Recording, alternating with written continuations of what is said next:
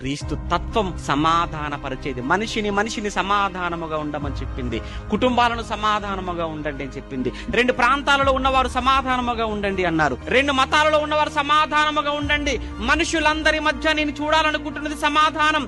మిమ్ములు సమాధానం పరచడానికి, మిమ్ములు ఐక్యం చేయడానికి అవసరమైతే నా ప్రాణం పెడతాను అని మహానుభావుడు ప్రాణం పెట్టాడండి. తన ప్రాణం పెట్టి సమాధానపరిచాడు. ఎవరు చేయగలరు?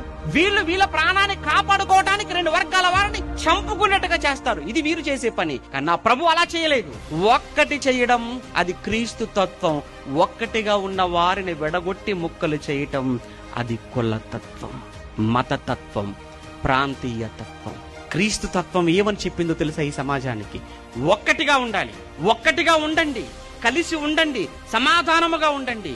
ఇదేనండి క్రీస్తు తత్వం. అందుకేనండి ఈ తత్వం గొప్పది గనుకనే ప్రపంచమంతా ఈ తత్వానికి దాసోహం అయిపోయింది. ఈ